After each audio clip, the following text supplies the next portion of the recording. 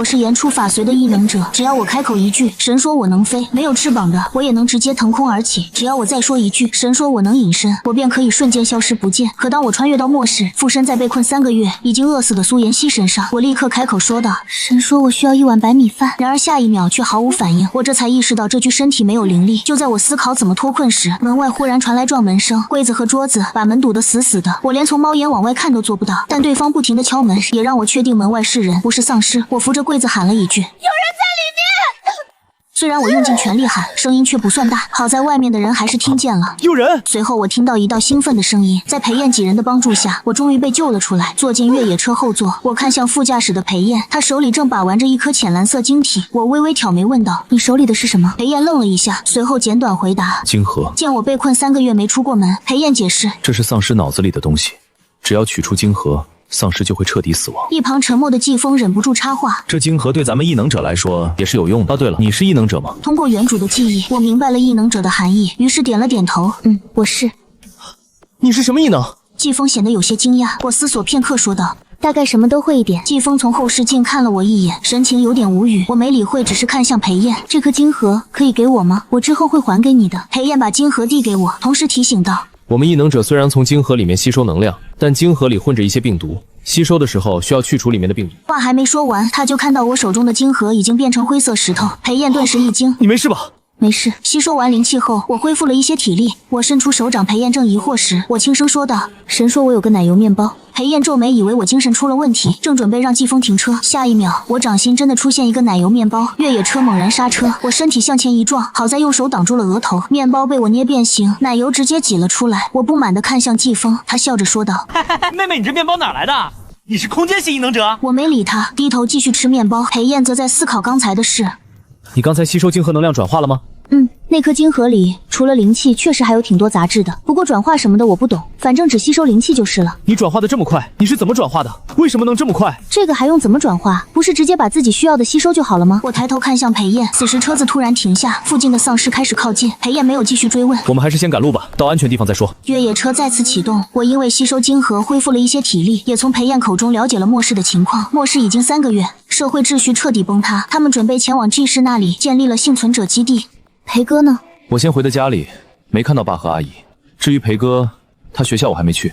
两人陷入沉默，季风赶紧开口：“裴哥，前面是琳达商场，我们去吗？”“到附近让志白看看吧。”2辆越野车停下，我被叮嘱等他们清理了附近的丧尸再下车。我自然不会下车，我现在没什么力气，下去只会拖后腿。街道上的丧尸不是太多，等他们清理完毕，我看到他们从丧尸脑中取出晶核，眼睛顿时一亮。我连忙下车，还没走过去，就见那个即便在末世也穿着一身白衬衫的男子朝裴燕点头：“这附近应该没有危险，至于商场里面距离有点远，得进去感受一下。”裴燕拿干净的毛巾统一擦拭着晶核，见我过来，空出一只手朝我招手，随后给大家介绍成员：“沈之白，你之前见过的，还记得吗？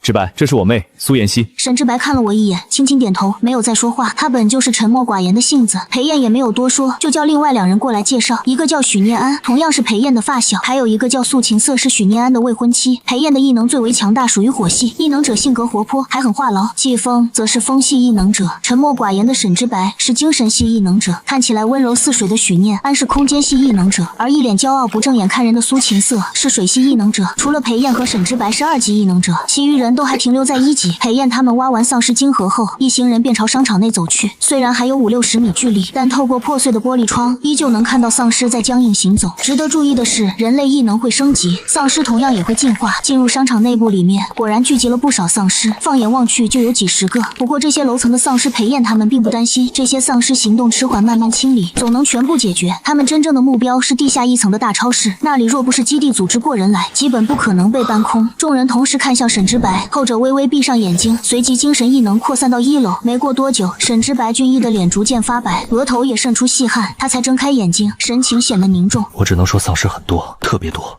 具体多少我感知不到，但凭我们现在的能力……”他说着摇了摇头，后面的话没有继续。裴燕得到这个答案也不意外，其实来之前他们就有准备。季风指了指4楼：“我记得4楼有个美食小吃街，要不要上去看看？”“不用了吧，小吃街的东西多数都是放不了多久的食材，里面丧尸还是有些多的。嘘，我们动静小些，就在1楼找衣服，还是得去些安全偏僻的地方杀丧尸，多攒点晶核提升异能，否则下次遇到有物资的地方，我们还得放弃。裴燕的话没人反对，于是众人都变得很安静，尽量远离丧尸，走路没有一点声音。如果看到合适的衣服，就让空间系异能的许念安收进空间。半个小时后找完衣服，他们悄悄退了出来，而我全程没有进去。季风也在外面等着，算是负责警戒。重新坐回车上，我看向换到驾驶位的裴燕，我们就这么走了？没办法，我们实力不够。你要是多给我些晶核，说不定我能解决。小妹妹，你这算盘打得也太响了，想要晶核就直说呗，不用拿这个当借口。你们可以投资我，我的异能很厉害。我不再说话，裴燕开着车从后视镜看我一眼。你想要晶核就得为团队做贡献，在末世生存。投资懂不懂？我抱着胳膊，裴燕单手握着方向盘，另一只手从裤兜掏出几枚晶核往后一扔，我精准接住。没有价值的人活不下去，但你有背景。我笑了笑，裴燕这个便宜哥哥确实不错，明明异父异母却先来找我，可惜还是晚了一步，圆珠早就没了。我握紧晶核，瞬间全部吸收。季风在旁边看着，直接爆了句粗口。再看一遍，仍觉得离谱。他神情复杂的看着我，小妹妹，你真厉害！我看了他一眼，没有说话。吸收几枚晶核后，精神恢复了不少。按照沈之白的提示，众人在天色将黑时来到一片别墅区。作为暂住地的别墅，看起来已经空置很久，屋内不少东西杂乱无章，地面也积了一层厚厚的灰尘。众人把别墅检查一遍，确认没有危险后，裴燕让大家各自找房间，房间需要自己打扫。苏小姐，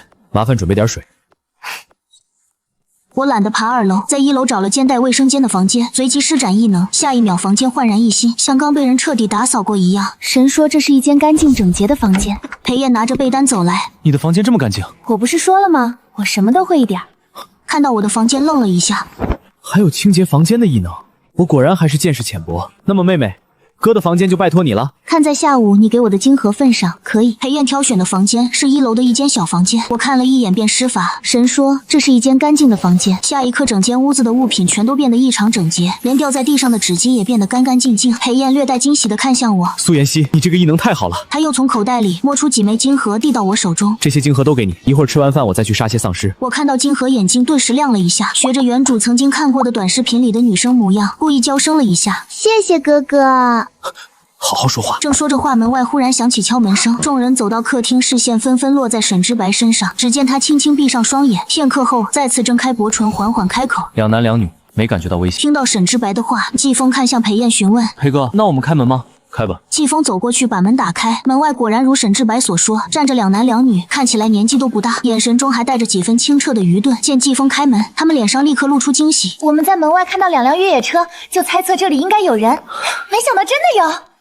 将门重新关上，季风退回裴燕身旁，神情带着几分打量。你们是什么人？进来想干嘛？你们好，我们是附近理工大学的学生。末世来了以后，一直在学校艰难求生，等待救援，直到前段时间才逃出学校。期间也遇到了一些飞行异能者，知道了末世的现状。对，我们一路走来，除了遇到几个飞行异能者，其他的人类一个都没碰到。我们都怀疑这世界是不是只剩下我们了。裴燕微微挑眉，你们是理工大的，那你们认不认识裴哥？裴哥我认识啊，他可是我们学校的风云人物，不过他应该不认识我。又简单聊了一会儿，得知彼此名字之后，大家也渐渐熟悉起来。得知我们要前往巨石基地，卓清风几人便请求带上他们同行。我是木系与速度双系异能者，微凉是空间系，石磊是力量系。我们有物资，不会占用你们的，我们只是希望能一起到达 G 市，在力所能及的情况下互相照应。见裴燕微微皱眉，似乎并不想带上他们。卓清风立刻说出他们的价值。见卓清风4人都有异能，又不会消耗他们的物资，裴燕便答应一起前往 G 市基地。互相认识之后，沈念安从空间里取出大米和鸡蛋。今晚就吃蛋炒饭吧。说着，他看向我，我听说你是美食博主，你来做。我不会做饭。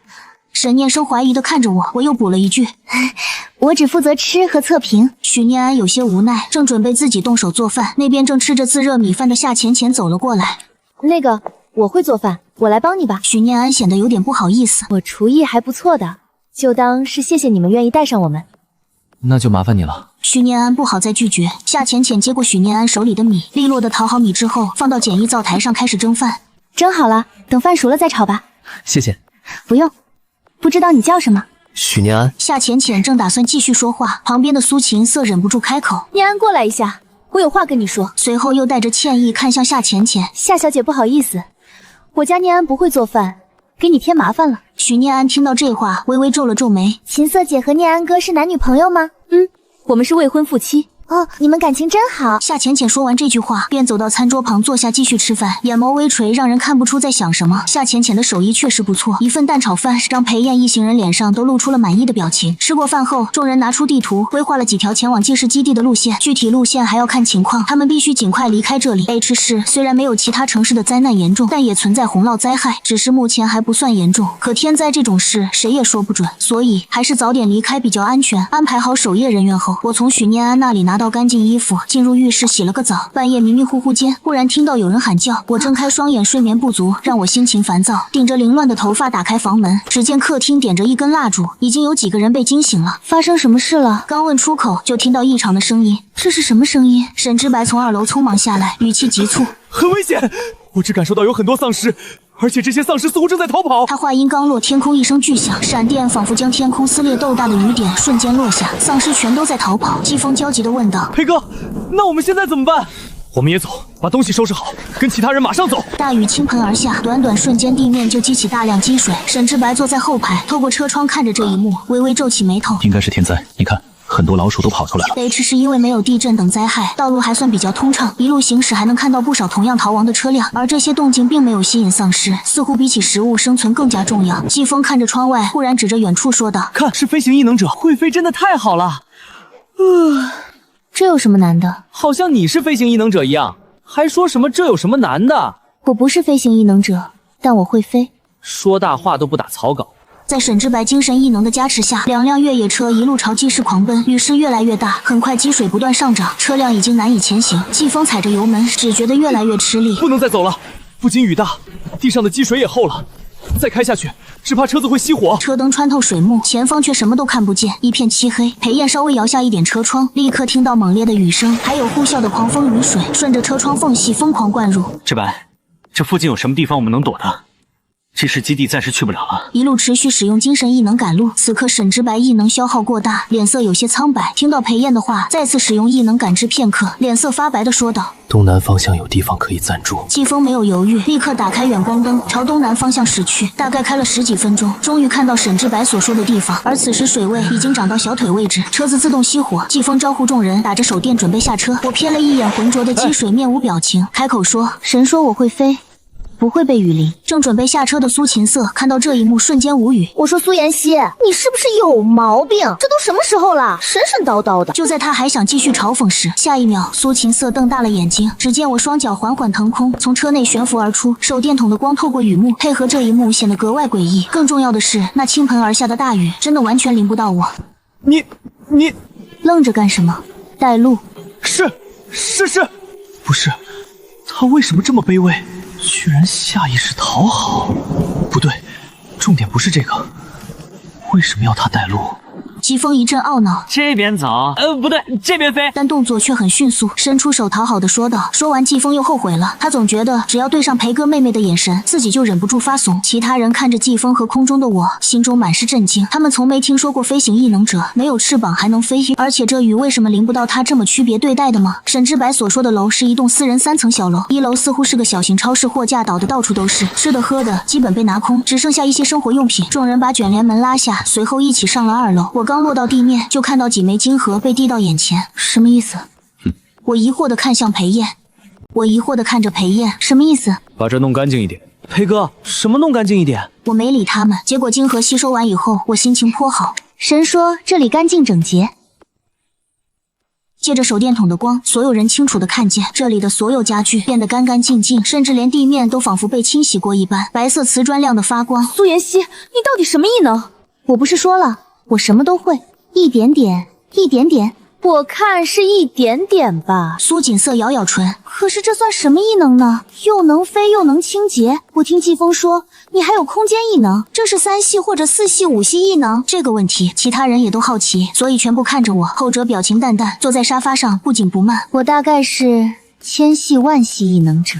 恢复了不少灵力的我，已经彻底崛起了。从今以后，我再也不需要看他人脸色了。别人没感觉到我的态度变了，毕竟在他们眼里，我似乎一直都这么拽拽的，哪里看到我看别人脸色了。2楼房间不多，只有3间房，好在3楼还有2间，其中1套还是大主卧，房间不够，自然是要跟其他人共用1间的。但崛起的我怎么愿意？这屋子是我清理的，我主卧一个人用，没问题吧？所有人看向裴燕，毕竟房子是我清理的没错，但金盒可是他出的。未等裴燕说话，倒是不怎么爱说话的沈之白率先表示同意。我觉得没问题。许念安看了好友一眼，哪能不知道沈之白同意的理由？或许对于别人来说，清洁房间这种异能有点鸡肋，可对于沈之白这个死洁癖来说，那就是天赐的好异能。这不向来高高在上的沈之白也学会讨好人了。季风见我也没意见，裴燕见大家没有提出异议，点头拉开一个房间。苏锦瑟看这件事情就这么定了，不满地说：“我们总共10个人，4个女生，他一个人一间房，那岂不是说我们3个女生要挤在一间房？我不同意，你们呢？”夏微凉和夏浅浅没有回答。他们本来就是搭上裴燕这趟车的，这地方是沈之白异能找的，房间是我清理的，金盒是裴燕出的，他们哪里有投票的权利？我双手抱胸，语气淡淡：“你不同意，那就投票解决。”投票？那他们肯定都是投你了。那就别逼逼。他们6个人除了许念安还没表态，其他人刚刚都已经同意了。苏锦瑟还想理论，却对上我漆黑冰凉的双眸，顿时心下一惊，整个人好像坠入冰窖一般，冷得发抖。怎么会？一个人的眼神怎么能这么恐怖？本来酝酿好的气势，准备好的话，说出口却是变了。挤就挤，我又没说不能挤。声音挺大，就是这花挺怂。我很满意他的识相，收起浑身的气势，趁机指使他先去我房间给我放水，我要洗澡。其他人都震惊地看着我，然后又看向苏锦瑟。哪怕是校尉良等，相处不到1天，都知道苏锦瑟平时都是一副千金大小姐的模样，说话颐指气使的。刚刚他认怂已经很不可思议了，没想到我居然还敢顺着杆子往上爬。一会儿他们俩打起来，他们是先拉苏锦瑟呢，还是先拉苏锦瑟呢？至于我，他们不敢拉，被觉得会奋起反抗的。苏锦瑟气势依旧足，声音依旧大。放就放，话依旧怂。苏锦瑟气势汹汹上了3楼，脚步有些急切，有些落荒而逃的意味。许念安看着我，眼里隐隐的有些佩服。苏锦瑟这大小姐脾气，有时候她都没办法。没想到我居然可以制服。洗完澡以后，我到了2楼，其他人也已经收拾妥当，准备弄吃的。夏微凉4人仍然是和他们分开的，因为大雨天气降温，所以晚上决定吃自热火锅。我坐在一张单人沙发上，闻着手里的自热火锅，眼睛都亮了。入口果然没有辜负我的期望，麻辣鲜香，香气扑鼻，哪怕基本都是素菜，仍然好吃。其他人同样吃得很香，毕竟平时自热火锅这种奢侈的东西都是舍不得吃的，一天能吃饱就不错了。我吃得激动，恨不得立马就再来一碗，但想着体内的灵力，我还是克制住了，先杀些丧尸再说吧，到时候我就能天天吃火锅了。吃完以后，这些都是重要的油水。裴燕看着我剩下的火锅汤汁，微微蹙眉，言下之意是让我把它吃了。末世前不屑一顾的火锅汤，在末世后都是难得的美味，连裴燕、苏锦瑟这样的有钱人都吃得干干净净，这属实是有点浪费了。我看着那汤确实不想吃，略嫌弃道：“我不想吃。”裴燕不赞同，正想再劝下我，就听旁边传来一道响声：“他不吃，要不我帮他吃了吧？”所有人顿时震惊地看着苏锦瑟。我只是觉得很浪费，这都末世了，自然更是要珍惜食物。苏锦瑟也有些不太好意思，你想吃就吃吧。苏锦瑟脸上一喜，接过我的那份汤底，顿时仰头喝了起来。你居然是这样的千金大小姐！我有些嫌弃的挪了挪位子，难怪你斗不过女主，别人吃剩的火锅底汤都能让你把持不住，真没出息。苏锦瑟才不管别人的眼光呢，末世以后她基本都吃不饱，肚子里更是一点油水都没有，每天都饿得睡不着，特别是使用异能过后，消耗得更快。吃过的火锅汤底怎么了？要不是丧尸不能吃，真饿极了。丧尸也还是饿死吧。吃完晚饭以后，众人都有了精神头，商量接下来该怎么办。大家第一时间看向沈之白，毕竟他有精神系异能，哪怕是用直觉说出来的事情都挺靠谱。沈之白没再使用异能，他今天异能已经耗尽，现在全身无力，脑袋发晕，得1晚上的时间才能恢复过来。裴燕沉吟了下便道：“先往东城的方向去吧，那里应该没有洪涝灾害，而且去东城不影响我们去祭祀基地。”去东城可以，可是怎么走却是一个问题。咱们的车肯定开不了了，要是等着水位下去，还不知道等到什么时候，到时候咱们的物资也撑不住。裴燕微微蹙眉，那这些天我们主要搜寻皮划艇吧，还是得尽快离开 H 市。洪涝灾害伴随的往往是各种细菌和病毒。夏微凉听着他们说话，忍不住小声插话。他话还没说完，那边几乎同时说话但声音更大的我顿时就盖过了他。其实搞什么皮划艇，你们多出些晶核，我能弄出来。沈之白讶异地看着我，你的异能还能凭空变出救生艇？你管呢？要不要凑晶核出来？我抱着胸靠在沙发上，眼神淡淡。能有救生艇那肯定是要的，他们不能被困在这里。星河没了还可以再杀丧尸，命没了可就真的没了。其余9个人商量了一下，他们一共10个人，如果一般大小的救生艇集齐5个人还是能做的。不过为了宽敞些，大家都觉得还是不要那么挤。最后每个人都愿意拿出来的金盒统计了下，裴燕定了，每人5枚金盒来换3艘救生艇。我爽快成交，将45枚金盒迅速吸收完毕后，我坐在沙发上没动，只是动了下嘴唇。神说我眼前有3艘救生艇，有人看着。就见客厅里一阵能量波动后，果然凭空出现了3艘救生艇。夏微凉震惊地看向我，如果不是放在空间里的救生艇，那这算什么异能？能言出法术？夏微凉看向说话的人，就见季风激动地跟到我身边蹲。妹妹不对，西姐，我发现你这异能用言出法随来形容，再合适不过了。说什么来什么。那么，我喜欢吃的东西是不是也能变出来？我想要份红烧肉和大米饭。其余人看着季风这狗腿样，不忍直视，心里嘛还有一丢丢的艳羡。大米饭、红烧肉，谁不想吃？我微微挑眉，没想到这些人口袋里居然还有这么多金盒，可惜太熟了，不太好抢。可以。我接过金盒，眉心舒展，可以金盒我没有存着，直接就吸收了。对比从刚刚开始吸收金盒，连1颗都还没吸收完毕的沈之白，我的速度简直快得惊人。神说我眼前有碗热腾腾的大米饭和一盘红烧肉。下一秒，我面前的茶几上果然出现了大米饭和红烧肉，而且还冒着热气，红烧肉的香气扑鼻而来，咕咚不断咽口水的声音异常明显。早就忍不住扑向大米饭的季风，感受着一帮人豺狼一样的眼神，季风默默把饭倒在盘子里，然后找个角落快速扒饭，肉中的脂肪和糖分完美结合，营造出一种甜与咸相互交融的口感，让季风吃的眼睛都眯了起来。这才是生活。从今天起，有他没丧尸，没丧尸有他，除了丧尸死就是他生。其他人闻着肉香，刚吃饱的肚子瞬间就饿了。不过想着自己的金盒情况，还是放弃了。比起填饱肚子，还是升级自己的异能，在这个末世生存强大下去更重要。到时候自己强大了，还怕没物资吗？如此一衡量，众人看着季风，还是止住了心里的想法。裴燕眼神有些复杂的看着我，后者感受到他的眼神，立马表明态度。就算你是我的便宜哥哥，也别想白嫖。想吃东西就得付金盒。裴燕有些无奈，她倒没有特别馋。你这异能真的是言出法随，说啥来啥。可以这么说吧。我看着自己瘦胳膊瘦腿，想着这段时间一定要好好养养。原主这163的身高，体重却只有80斤，完全瘦成了皮包骨。那张脸我看了一眼，就不想再看第2眼。蹲在我旁边喝完火锅汤底的苏锦瑟，闻言立即激动道：言出法随，那岂不是你要说末世结束，那末世就能结束？理论上来说是这样的，但是呢？许宁安追问。但是需要有足够的能量。我指了指角落吃饭的季风，就像他的饭，如果他要满汉全席，显然他那点金盒数量是不够的。苏锦瑟有些丧气低头，那其实就是不可能了。反倒能让末世结束的能量，那得把全世界的丧尸金盒都收入囊中。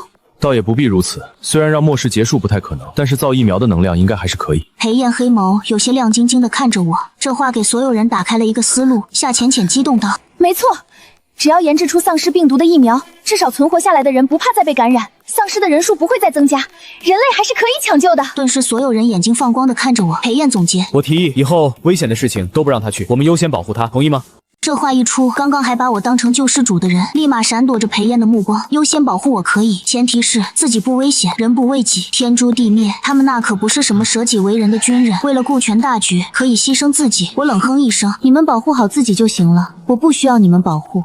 同样我也不会保护你们。优先保护我的事情就这么不了了之，我自己也没当回事。人性都是自私的。虽说跟裴燕这帮人相处了几天，看着相处的还挺好，但真遇到事，除了裴燕，我还真不一定会救他们。就像他们想的一样，救不救是需要衡量的。夜晚除了丧尸的鬼哭狼嚎外，我休息的还是挺好的。一夜暴雨过后，第二天的雨并没有变小。众人用过早餐以后，就从2楼窗户往外看，水位线又高了不少。外面除了丧尸在雨中行走，看不到一个行人。卓清风看着这一幕，忍不住发出疑问：你们说这丧尸会不会被淹死？还未等其他人回答，夏微凉坚定的声音传了过来：不会。所有人的目光顿时看向了他。卓清风忙问：微凉，你怎么知道不会？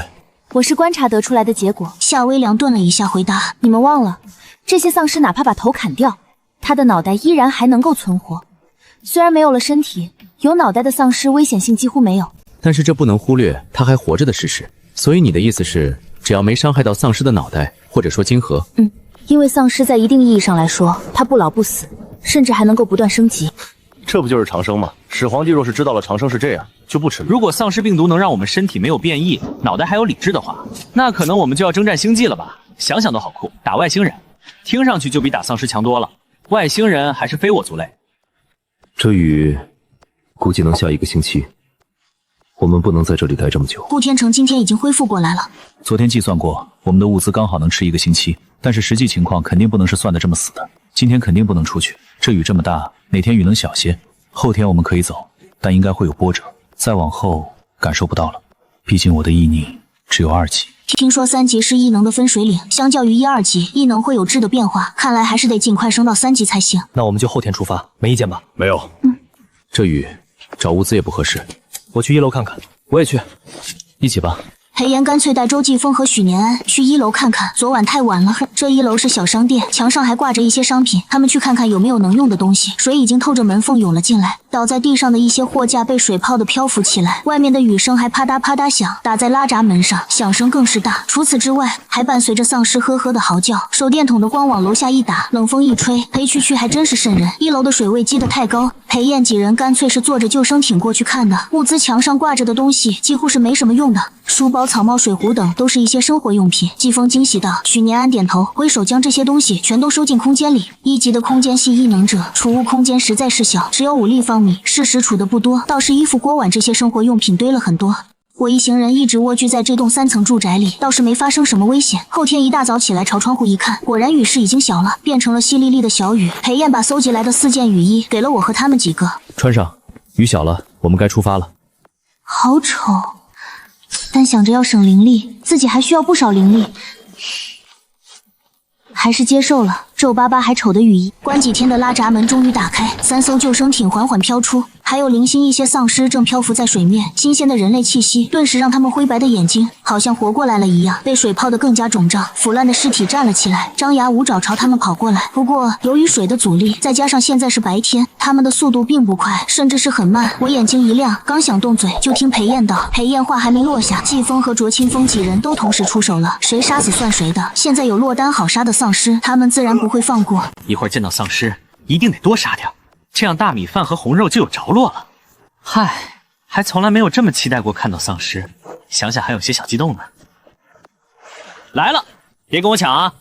这一刀换半碗红烧肉。随着救生艇一路往东城的方向飘去，陆续他们也遇到很多像门口一样的丧尸。发现我如果开口说话去争夺的话，没有他们直接动手的快。神说我有一柄可斩丧尸的利剑，好轻。就现在，省灵力，好用，到手。这也太轻松了吧！季风从许宁安那里拿出他之前的菜刀，一刀劈下去，他就发现自己错了，这丧尸的头颅还是一样的硬。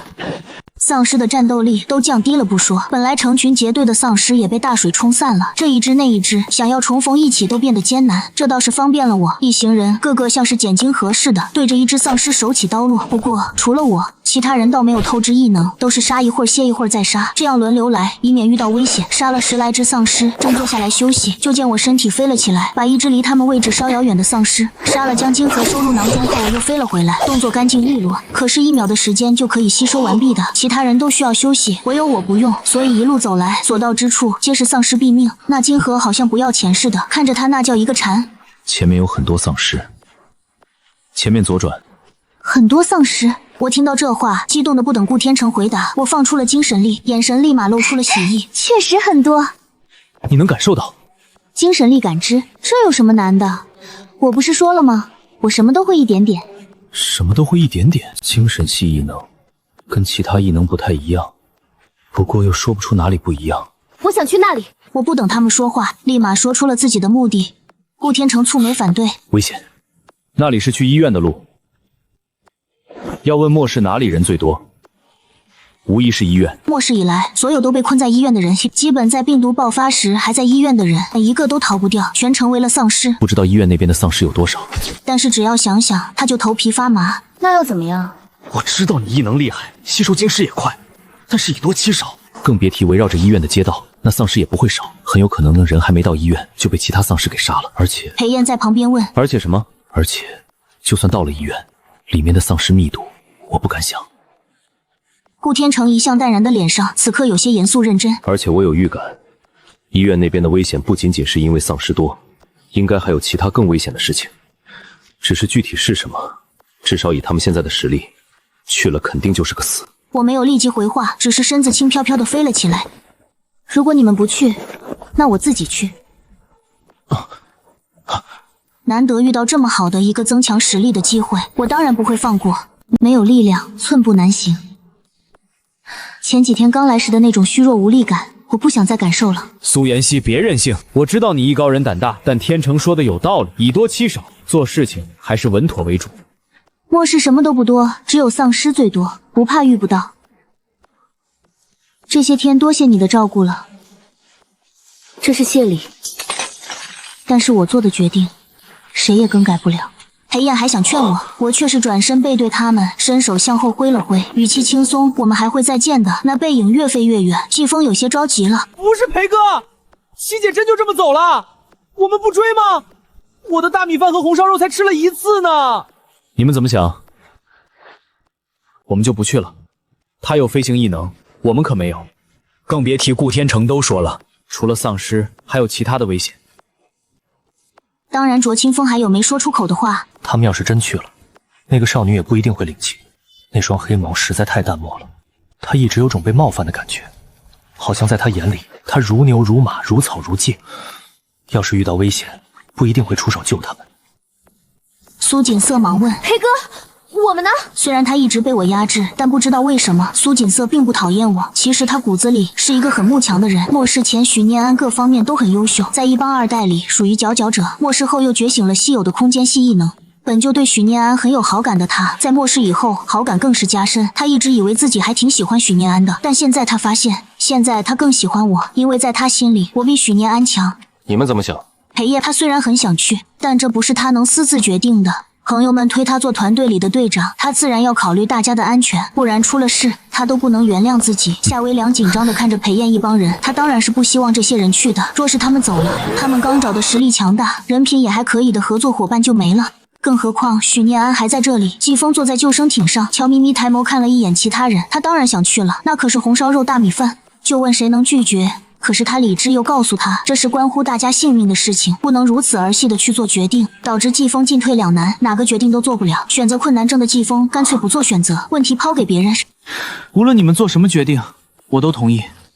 许念安没季风这么纠结，直接说：“我不同意过去。天成，你呢？”顾天成微微蹙眉，在他心里其实有一件很奇怪的事情，一直没有说出来，那就是他的精神异能对我似乎没用。他如今已经是2级异能者，除了能够感受一定范围内的安慰外，还能够感受到人类和异能者对他的好恶。比如之前夏微凉一帮人过来时，他能够感受到这帮人对他没有太大威胁性，并且这些人不是带着恶意来的。可是他完全感受不到，就像是一滩死水，又像是空气，好像完全不存在似的。就像此刻，他只感知到，如果他们去医院，那结果就是9死1生。可明明还有我这个变量，但却好像没有我似的，无法去计算这个变量。既然无法计算，那就是不可控。我也不同意。谁也不知道事情最终会走向哪一步。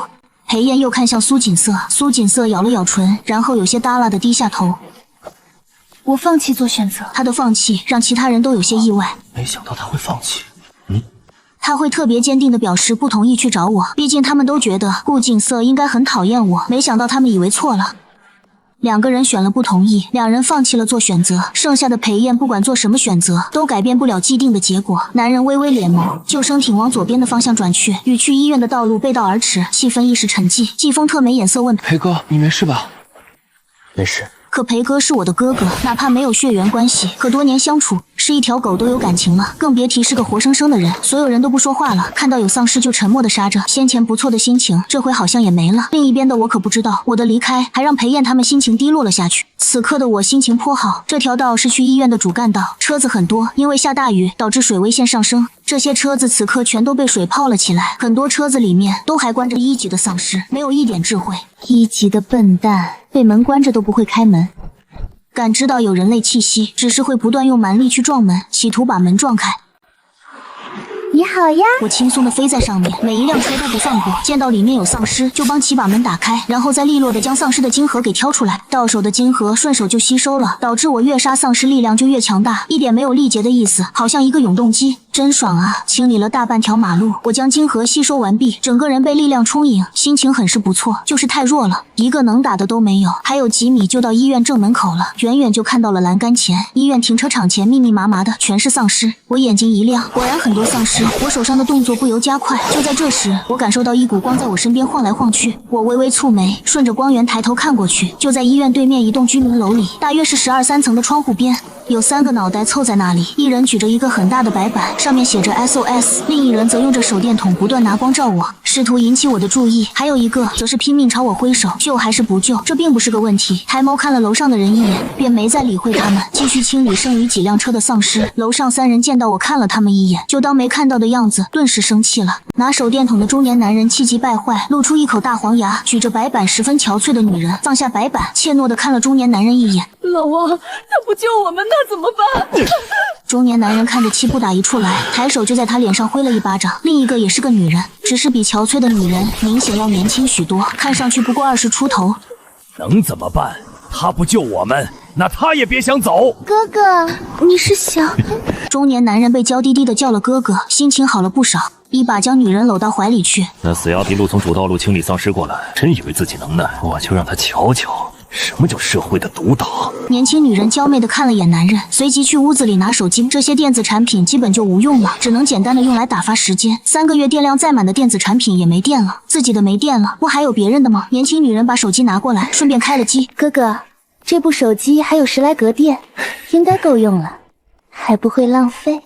就你聪明。中年男人露出猥琐的笑意，一会儿给哥哥充充电，咱们再往下打一层。年轻女人娇羞笑着，把手机递给了中年男人。男人接过打开了音乐软件，将音量调到最大以后，放一首嗨到爆的歌曲，朝下面正在清理丧尸的我扔了过去。手机的声量被调到最大，在这一片只有些许雨声和丧尸嚎叫声的空地中异常突兀。1级丧尸对声音很敏感，有一些离我稍远距离没感受到我的丧尸，此刻听到声音都朝我的方向狂奔而来。扑通，手机在我旁边掉落。见到这一幕的我，将车内最后一只丧尸手起刀落，再次抬眸朝对面楼看了过去。那男人似乎就等着我的反应，见我看过来，露出了一个挑衅的笑意，生怕我看不清楚，还贴心的朝我比了指。我见状淡淡的笑了，我真的已经很久没有看到敢惹我的傻逼了。中年男人之所以这么挑衅我，除了因为我居然见死不救外，还因为他觉醒了力量系的异能，当然更重要的还是因为他们这栋楼底下那里有一个2级丧尸，具体位置男人不清楚。不过随着他从33层一层一层清到12层后，就愈发不敢往下清了。这个女人明显有异能，且异能强大。如果我为了报仇来找她，那无论能不能杀死我，我遇到那只2级丧尸都能和他的敌人自相残杀，简直不要太爽。正当中年男人为自己的计谋洋洋得意时，下一秒中年男人的笑意就僵在了脸上。我站在空中，四面八方的丧尸因为刚刚的音乐声正在卯足了劲往我这边赶，我没动只是让自己飞得更高了些，确保这个高度丧尸碰不到自己后，我瞧着那边收回手看向还在看戏的中年男人，挺起薄唇，神说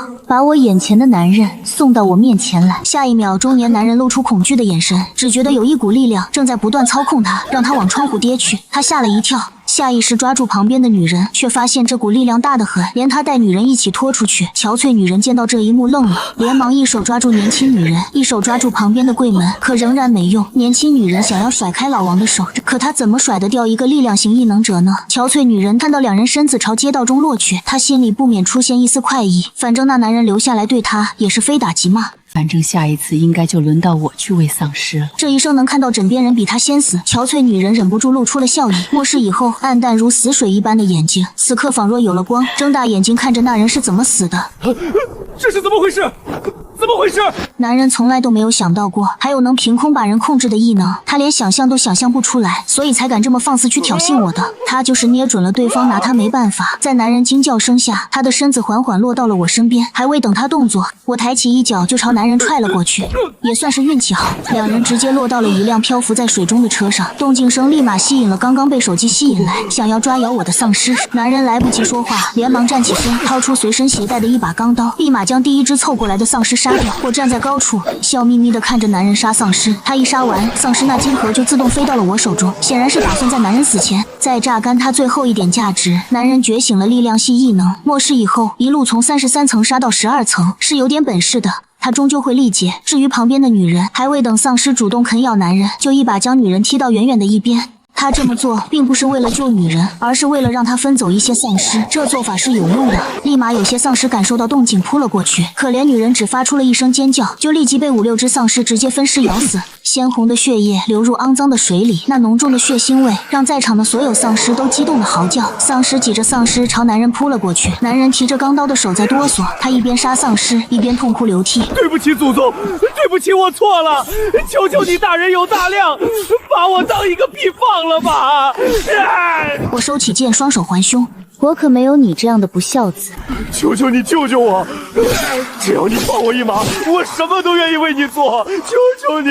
我并不回话，随着男人体力不支，再加上看到一眼望不到头的丧尸，他恼羞成怒。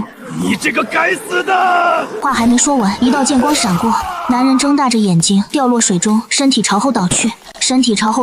生命的最后一眼，他看见了许多丧尸朝他扑来。一具尸体并不能让丧尸们满意，反倒是让他们啃食人肉的念头更加强烈。可我飞得高，再怎么在底下蹦的都碰不到我分毫，反倒是我连剑都不用，手指直接用灵力驱使着御剑，在丧尸堆中来回穿梭。一具具丧尸的尸体倒下，像是爆装备一样，每倒下一个丧尸就有金河朝我飞来。我也没有存金河，基本就是拿到手中顺手就吸收了。似乎是这里的动静太大，很快就吸引到了其他的丧尸，尤其响亮，与众不同的声音一下穿透雨声传到我耳中。我微微转身，便看到刚刚对面那栋楼底下竟然蹦出来一个丧尸，一蹦居然有3米高，不但跳得高，还蹦得远。这丧尸是男性，此刻面目狰狞，一半的脸被啃食掉了，那里腐肉生蛆不断，在腐肉和灰白的眼睛中蠕动，厚厚的嘴巴发出低沉的嘶吼声，动着只剩下一条胳膊，面目狰狞的快速朝我扑了过来。我迅速闪过剑回到我的手中，我正欲向前，眼前就出现一股逆风夹杂于空气之中，我连忙侧身闪过，但逆风无情地收割了刚刚我旁边的丧尸。风系丧尸，我眼睛亮了一下，这丧尸明显跟普通丧尸不一样，那么金河应该也是不一样的吧？丧尸似乎有点能感受到我轻蔑的态度，周边瞬间围绕着强烈的旋风，没一会无形的风在空中形成了能够些许看到的实质的风剑。风剑强劲而迅速，并且还可以控制方向。当我闪过风剑过后，风剑立马追着过来时，我也不再陪着丧尸猫抓耗子了，瞬间闪身到丧尸身边。丧尸动作很快，连忙利用着风系异能闪避着身子，还挺滑溜。可他快我的动作更快，手起刀落间，一颗蓝色的金河被我用剑尖挑了出来。我感受了一下金河里面的能量，果然能量比之前的多上10倍左右。心情颇好的我看着那丧尸的尸体被其他丧尸啃食，轻轻道：“惹到我，你算是踢到钢板了。”打了一会儿，虽然不累，但肚子已经饿得咕咕叫了。我正欲收剑，就见那熟悉的光又晃了过来。我再次抬眸，就见剩下的那个憔悴女人正举着白板，白板上的字不再是 SOS， 而是这里有很多现成的金河。很明显，女人知道我并不是圣母心的人，道德对我没有用，那么她只能试试利益了。她刚刚看得清楚，他们那些异能者都很喜欢金河。你做饭好吃吗？两人明明隔得那么远，可憔悴女人却觉得那话好像是我在耳边问的。女人顾不得我的神通，连忙点头：“好吃的，好吃的。我爸爸以前是厨师。”我眼睛亮了一下，在现在所有飞行异能者最高才2级，只能飞个5、6米高距离的时候，我直接飞到了女人所在的12楼层。女人觉得自己内心受到冲击太大了，不过她面上没有表现出来，而是非常讨好道：“大人，需要我扶你进来吗？”我直接从窗户飞了进去，在室内落地，只先打量了一下这个房子，竟意外的还算干净，似乎是看出我的疑惑。女人主动解释道：“我们末世以后是从33层一路往下住的，所以房子都还算干净。平时我也有收拾的。大人，我叫刘桂香，你叫我小刘就行。”我在一个干净的木质凳子坐下。刚刚那2个是你什么人？是。刘桂香犹豫了下，那个男人是我老公，我们本来是住在顶层的，末世以后他觉醒了力量系异能。另一个呢？至于另外一个女人，是20楼的大学生，他们家就剩她没被病毒感染，她为了活命屈身于我老公之下。哦，那我杀了你老公，你不恨我？刘桂香眼里有着浓重的恨意。恨大人做什么？我巴不得他死！我家偌大的基业就被他夺了去。刘家14是我爸爸一辈子的心血，口碑一直很好。可他去世以后，我太无能了，没有能力管理，只会做饭，一步一步被他夺取。行了，我打断他，对于你和你老公的爱恨情仇，我不感兴趣。后面怎么回事，要略微猜一下就能知道。你说的金河呢？在房间里，我去给你拿。刘秀萍急忙进了房间，不一会儿就抱出一个小纸箱，里面的金河还真不少，粗略一看，居然有上百个。都在这里了，我们一路从33层清下来攒的。这些都是王成的，他有异能，但是他不知道这晶核怎么吸收的，就一直收着，直到上个月才知道。于是他每天都会吸收晶核提高实力。听他说他是2级的力量系异能者，不过什么？不过就算他是2级异能者，也不敢下去，因为他说下面有一股很危险的气息，至少有一个2级甚至是3级的丧尸。所以我们停留在12层已经好几天了，一直不敢往下走。我把箱子里的晶核随手抓了一把，就开始吸收。桂香对王成是真的害怕，打从内心恐惧他，所以为了活命，他不得不委曲求全。如今这样的畜生死了，老天有眼啊！我立马外放精神力往下探测了一下，最后失望了。2级丧尸是有的，3级丧尸没有。不过2级丧尸也行，总比普通丧尸好。我也不着急去杀那个丧尸。在刘桂香震惊的目光下，没到2分钟就将那些晶核全都吸收完毕。刘桂香这里没什么物资了，只剩下一些开了包装袋的饼干。咦，会做什么菜？大人，我们刘家14大菜系都会做一些，不过主打的是家常菜。最出名的菜是酸菜鱼，各类海鲜的菜我们做的也不错。毕竟这里是沿海城市，海鲜最多，有很多游客，所以我爸爸又研究了一些海鲜的做法，最后得到了食客的一致好评。听起来不错。听你这么说，你爸爸做菜似乎很厉害。我的手艺估计只学到了爸爸的皮毛。提起父亲，刘桂香的眸光亮了下去。刘桂香被点透，可惜爸爸意外车祸，不然的话有爸爸在，刘家14一定不会落到名声不保。你有没有想过，你爸爸可能并不是意外车祸？大人，您说什么？只是猜测。我从来没想过，有时候不敢想的才是真相。不是意外。大人，您的意思是？眼眶一瞬间红了。是我害死了爸爸，是我！可怜他，连爸爸是被人害死的都不知道，还要被别人提醒。我怎么那么蠢？我怎么就没想过？如果早知道，他哪怕是死，也一定要和那个男人同归于尽。我对刘桂香的痛苦没什么感受，我只关心自己的事情。吃海产品的话，得去什么地方？对了，你会不会做麻辣小龙虾？刘桂香努力控制自己的情绪，带着些许鼻音回答：会，爸爸会的菜我都会，只是做的没有爸好吃。不过这里没有调料、食材那些，所以……那我们简单吃个饭吧，然后我们去找物资。言灵能力自然可以让麻辣小龙虾变出来，只是我想吃的就是原汁原味的。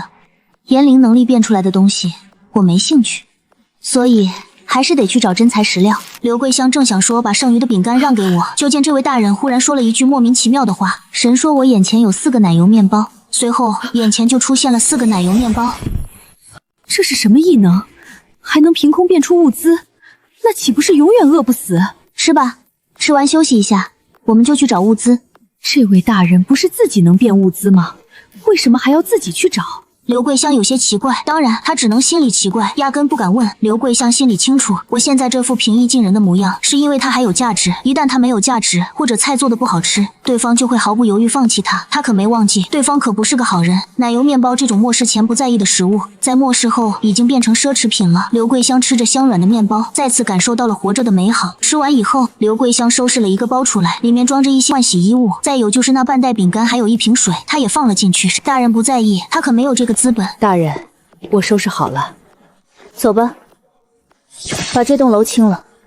刘秀平战战兢兢地跟在我身后。之前王成杀丧尸，偶尔会让他去探路，丧尸那可怕的模样给他留下了巨大的心理阴影。他抬眸看了一眼前面的大人一眼，见我并没有让他到前面探路的意思，刘桂香心里着实是松了口气。12层的丧尸都被王成清了，所以我直接到的消防通道，打算下楼推开关着警示的消防门，嘎吱声响起。在这里只剩下呼吸声的楼道里异常明显，刘桂香心里砰砰砰跳得飞快，双手抓着自己的衣角，死死地看着这楼道下面。要是大人一打不过，我就立马回头。他宁愿被饿死，也不想被丧尸咬死，成为一具行尸走肉。就在这时，他看到前方的人手里突然出现一柄剑，寒芒锋利。刘桂香吓了一跳，但没有一惊一乍。末世以后，他已经能很好的控制自己，不让自己尖叫出声。开门声果然吸引了楼下的丧尸，像是打开了什么开关似的，众多丧尸一同急躁的呵呵呵起来，像是山中狼群嚎叫一般。砰砰，其中有些丧尸因为缺胳膊少腿的原因，已经跌跌撞撞朝楼上奔跑了过来。我没有停下脚步，继续下楼。在见到丧尸以后，将剑扔了出去，用灵力驱使着剑，不一会儿就把上楼的2只丧尸杀了。晶核飞到我手里，剑却仍旧悬在空中。刘秀平看着这一幕，心里再次被震惊。他已经数不清，在见到我这短短的时间里，被对方震惊多少次了。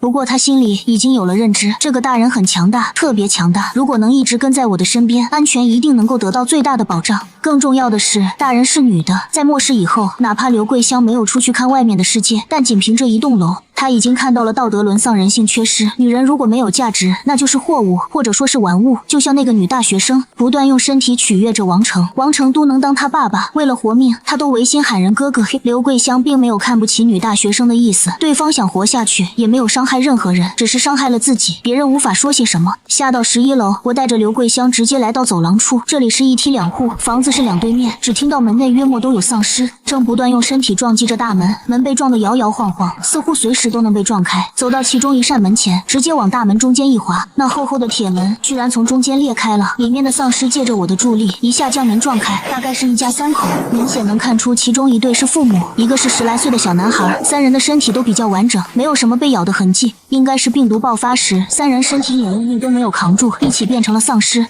我没什么感慨，将这一家3口解决掉以后，进了屋内，屋内已经没有丧尸了，而且因为一家3口是末世的时候就变异了，所以屋里其实还有不少物资。我在打量屋子的时候，刘桂香已经找了包包，把还能吃的物资收集出来。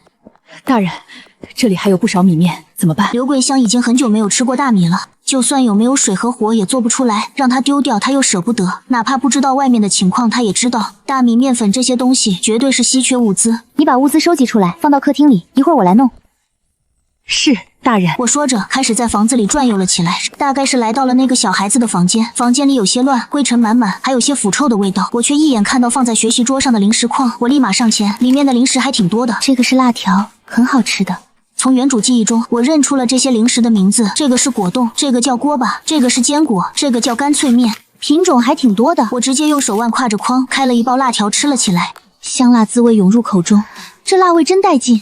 我吃的辣少，不太能吃辣，但仍然舍不得吐出嘴里的东西。这个时代的人太厉害了，怎么能做出这么好吃的食物呢？其他屋子里没再找到什么吃的东西，反倒是我在主卧看到一个上锁的箱子。箱子我打开以后，发现里面都是珠宝黄金。在这个末世，这些东西还有什么用呢？我顿时泄气，我站了起身，并不打算将这些黄金珠宝收入囊中。刚进来的刘桂香正想问话，就见到一保险箱的黄金条和珠宝。刘秀平家里也不穷，但他觉得应该没有这户人家富，而且作为华夏人，没有人能拒绝黄金。我又去翻了下柜子，里面就都是衣服了。就在这时，我眼睛忽然一亮，扫到一些没摘吊牌的衣服、裙子，这玩意儿问问大人还有什么要帮忙的。之前沈念生他们给我的衣服也都是牛仔裤、休闲裤这种方便的衣服。刘秀平的目光艰难地从黄金那里移走。大人，可以食用的物资我都收拾出来了，冰箱里的那些海鲜、青菜之类的都坏了，没办法再食用了。我指着前面一排没摘吊牌的衣服道：“你把这些有吊牌的衣服都挑出来。”刘桂香动作利落，收拾衣服，没摘吊牌的衣服不多，很快就收拾了出来。所有东西全都堆放在客厅里。别说，就这家人的物资居然还挺多，真空包装的大米5000克装的有2包，还有一些平时吃的大米。刘桂香用另外干净的塑料袋装了出来，除去大米，还有1包开袋的面粉，还有5、6斤，再就是半箱的米粉，1箱牛奶袋装的面条，1袋2大包的袋装方便面，1小捆红薯粉，1袋龙头粉丝，1桶油以及瓶瓶罐罐的调料。这么多东西，大人，我们怎么拿得走？你没拿黄金吗？我看了一眼流出一套裙子后问，我刚刚明明看到刘桂香在看到那些黄金后眼睛都在发光，空手一挥，客厅里的东西就不翼而飞了。听到我的问话，她磕巴回答：黄金很重，我拿不了，但大人应该就是挥下手的事情。我本来不想管的，但又想到后面还想尝尝刘桂香的手艺。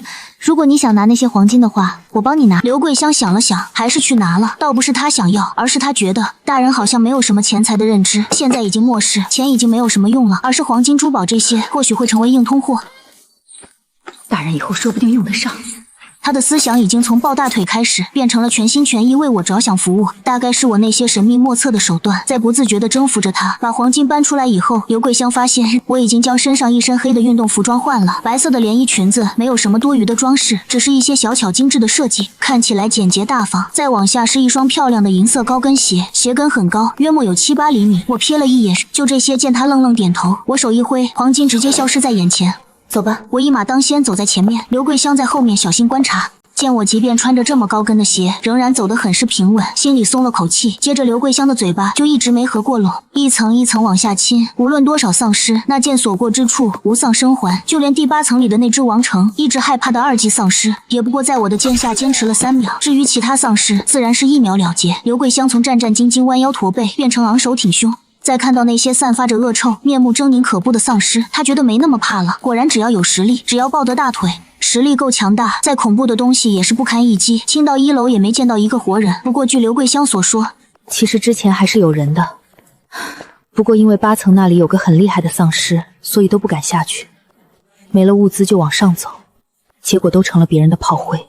我使用炎灵变出一艘救生艇，小区里面的丧尸不多，我顺手就收了，还没进医院，但这栋楼的收获就让我力量恢复到了差不多1成。我庆幸没继续跟着裴燕他们这帮人，可是哪里丧尸少去哪里，基本都是走郊区乡镇这些人少丧尸更少的道路，闹市区这种地方是不可能来的。按他们那走法，我何时才能恢复这1成的力量？我一会儿要去对面的医院，你是跟着我，还是在外边等我？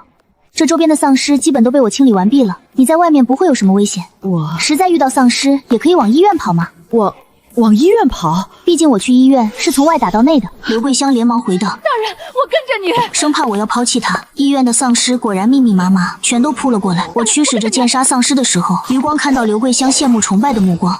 你也试试啊！神说我有一把轻巧可斩丧尸的钢刀，下一秒一把钢刀凭空出现，被递到了刘桂香面前。大人，这是末世，靠人不如靠己，我可不会护着你一辈子。刘桂香接过钢刀，强忍着呕吐的欲望站了起来。眼前有一只漏网丧尸，上下嘴唇没了，露出血色和绿色混合的牙齿，鼻梁少了一半，左边灰白没有眼珠的眼睛被一大块血浆糊住，张口咬着丧尸身边的腐肉，徜徉在肉馅里，腐臭的味道就像是坏了很久的臭鸡蛋，刺鼻令人作呕。哪怕漠视这么久，刘桂香仍然忍受不了这个味道，一直都是强制压下。此刻丧尸靠近，那种味道更是直冲天灵盖，她几乎就无法动作。就在这时，旁边淡淡的声音传来，对着脑袋像切西瓜一样正中剖开。刘桂香还是没忍住叫了一声，双手紧紧攥着钢刀，直接一刀从丧尸脸部正中剖开。这一刀她用了全身的力气，竟真的把丧尸脑袋1分为2，露出了里面的晶核。刘桂香眼睛一亮，顾不得自己有种杀人的错觉，直接伸手将晶核拿到手中，扑通，丧尸的尸体倒在了水中。刘桂香看着手中那颗漂亮的晶核，激动的眼眶通红，她把晶核在自己身上擦了擦，虔诚的递给了我。末世晶核比金子还值钱，你自己留着吧。我嫌弃的看了一眼，那晶核没擦干净，而因为在不干净的衣服上擦后更脏了。刘桂香眼眶又红了，原来大人是这么好的人，她之前怎么会以为大人不是好人呢？我明明只是不善言辞，明明只是嫉恶如仇，还刀子嘴豆腐心。得到眼前人感激眼神的我，满脸问号，并不是很懂这些凡人的想法。由着我在前面开路，偶尔放那么1、2只死状超恐怖的丧尸过来给刘桂香杀。刘桂香也从一开始忍不住的生理性作呕，也变成能够直面这些丑陋的丧尸，并且干净利落的拿着钢刀像切西瓜一样将丧尸的头颅1分为2。他本来就是学厨的，所以力气是够的，再加上他的这柄钢刀很是锋利尖锐，1+1大于2，他解决起丧尸来慢慢得心应手。偌大的医院里面有2只4级丧尸，这个数量对比人流量来说还是有点少了，不过总比没有好。我抬手解决掉。医院里的楼很多，哪怕我速度再快，一天也清不完。清了3栋楼后，天色稍暗了，夜晚的丧尸是稍微比白天的丧尸强不少的，虽然对我没什么区别，不过杀一天确实有些无趣了。对面那个小区是近些年新建的高级小区，除了我住的那一栋，其他楼我也没去清理过。不得不说，这种闹市繁华区的丧尸真的多。我现在力量恢复了1成，倒是没那么着急清理丧尸了。走吧，带着刘桂香坐救生艇回到对面小区。我在4楼找了套房暂住。刘桂香想了想今天清理的食材，问道：“大人，咱们晚上吃什么？你自己煮点鸡蛋吃吧。”我吃零食，滑落之前找到的那个零食筐里，在我吃了不少后又装满了。跟我来厨房。刘桂香跟着我来到厨房，只见我手一挥，燃气灶上起了火，空锅里多了2个鸡蛋和1瓶水。自己煮鸡蛋吃，没问题吧？没有。我拎着筐来到餐桌上，看着满满1筐的零食，从筐里东挑西拣。刘桂香透过厨房的玻璃门，看着那个穿着白裙子的瘦弱少女，心里暖暖的。鸡蛋是平日里常见的食物，但她已经很久没有吃过了。简单的水煮蛋煮好后，那火自动灭了。刘桂香拿着鸡蛋出来餐桌。今天在我的帮助下，她杀了5只丧尸，得到了5枚晶核，不算多，但这是她向末世踏出的巨大一步。不去了，我力量恢复了不少，也懒得再去刻意杀丧尸了。你之前说你海鲜做的不错，我想吃海鲜，哪里能吃到？那得去 Y 城。Y 城我没记错的话，是南省的省会城市。跟东城和济市不是一个方向，需要我往回走。歪城旅游业发达，而且靠海，有多个港口，海鲜是最多的。末世前，我爸经常去那边拿货，就是不知道那些海鲜有没有变异。刘桂香想着，之前王城清理20楼时，听到20楼内住户养了一条泰迪犬。那泰迪在末世前小小的，在末世后竟然跟普通金毛般大小。不过那泰迪除了体型变大，并没有变异出什么异能。海鲜应该同理吧，小龙虾变成大龙虾。至于那狗，在末世没有能力护着自己，那就只能成为别人的食物了。20楼那对情侣一直纠结着没吃的，狗儿子最后被王城烧了。我咬下一口干脆面，边嚼边说：“南省基地好像就建在歪城，听说那些海里的生物都跑到岸上来捕捉人类了。”刘桂香脸色一白，她光想着那些原本的食物变大了，可是海里那些本就食肉型的生物呢？他光想着那些原本的食物变大了，可是海里那些本就食肉型的生物呢？比如鲨鱼、鲸鱼这些，平日里见到就够可怕了。末世以后，刘桂香无法想象他们会是多巨大，毕竟泰迪都能变异成金毛的大小。不过那又怎么样？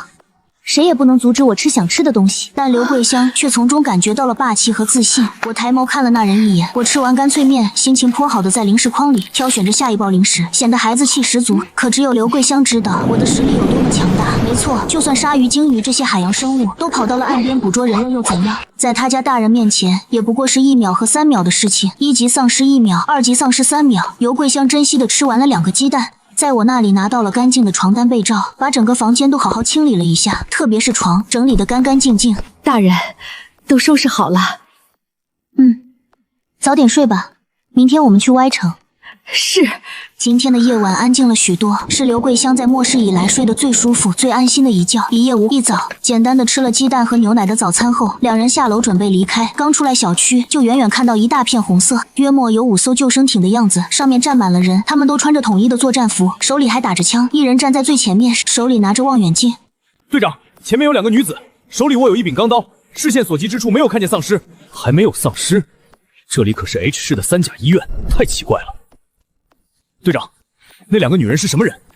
望远镜旁边的一个男人，身高腿长，五官坚毅，人站得笔直，朝我那边望了过去。他们是南省基地的军队，代号狼牙特种部队，一共有10人。接到基地的命令，作为先锋队到3甲医院开路查看情况。本以为这次任务9死1生，但没想到越往医院这边来，发现丧尸越少，实在是太奇怪了。刘桂香紧张了一下，当即握紧了手中的钢刀。刘桂香看不清远处的人，但我看得一清二楚。在原主印象中，这些人叫军人，只要看到他们的衣服，所有华夏人心里都会安定。我停了下来，没再继续驱使救生艇往前走。等一些人稍近了，刘桂香看到他们穿的衣服，激动道：“是援军，是救援队员，来救我们了！”